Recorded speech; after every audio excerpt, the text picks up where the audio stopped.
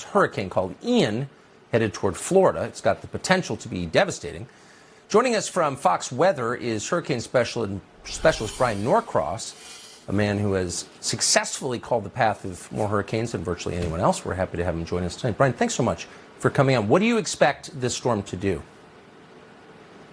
Well, let me convey the headline, Tucker, in the National Hurricane Center advisory that just came out. Life-threatening storm surge, catastrophic winds, and flooding expected in the Florida Peninsula.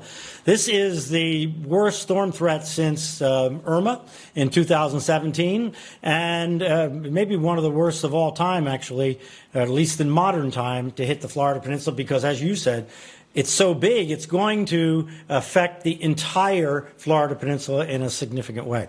Let me give you the details here. Here you see the center of the storm now. It's actually going through a reorganization process. It's about 85 miles off of Key West with the center, but I think you can see it expanding as it goes here. The storm is actually growing in size, and it will continue to do that overnight tonight, and we think intensify in the morning up to a Category 4, which would be this 130-mile-an-hour storm. Now, here's the thing. Where it is on this line, so this line indicates where, given modern science, the best we can do, somewhere on that line is where the center is going to be tomorrow afternoon. But the thing is that if it's over here, and the wind is coming around this way, like this, pushing water against the coast, then it's going to push water in a whole different place than if it's located over here. I mean, whole different towns affected. Up in here, somewhere between Fort Myers and Tampa, now you've got all the communities in between Sarasota and Charlotte Harbor down here is what that's called, that body of water. So somewhere in that area, between Tampa and Fort Myers, it looks like where landfall is going to be. When we look at the wider view, so it comes in here down somewhere. Let's say it comes in just north of Fort Myers. That's terrible, Fort Myers, and they've had a frenzy of evacuation there today. Then it moves up north over Orlando. Orlando is under a hurricane warning for hurricane force winds there. And then it loops out, and Jacksonville will get the storm surge. So this is very bad for Jacksonville as well. So this is going to be the entire state of Florida under alerts. In terms of the computer models we look at, it's that fat one we look at. Notice it's pushing even a little more toward Fort Myers. So we're very concerned about this area from Charlotte County, that's just north of Fort Myers, down to just south of Fort Myers. And we're actually concerned about the whole coast between Tampa and Fort Myers. Another thing is the rain. Look at this. This I don't think I've seen this in Florida. An extreme threat of flash floods, all the way, including Tampa and Orlando, and down to Naples. That's for the next 3 days. This is going to be at least 2 days, maybe 3 days of an assault on the state of Florida as this thing crawls to the north. Here it just gives you the rundown here. Key West, by the way, just had a 70-mile-an-hour wind in the yellow. That's winds less than hurricane strength. Here are the gusts over 75, and then here are the sustained winds over 75, gusts maybe 150 in the interior part there.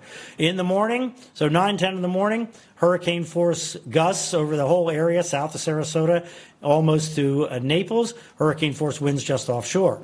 Then we go forward. Now we're tomorrow evening. Now the storm is ashore somewhere between Fort Myers and Tampa, favoring a little closer to Fort Myers at this point, and then into Orlando, where the hurricane warning is in effect for hurricane force winds before it heads to the north. So this is extreme situation here that is going to affect the entire Florida Peninsula and maybe part of the Panhandle as well. Tucker? Can you just sum up, for those of us who don't fully understand what storm surge means? What is storm surge, and how threatening is it likely to be?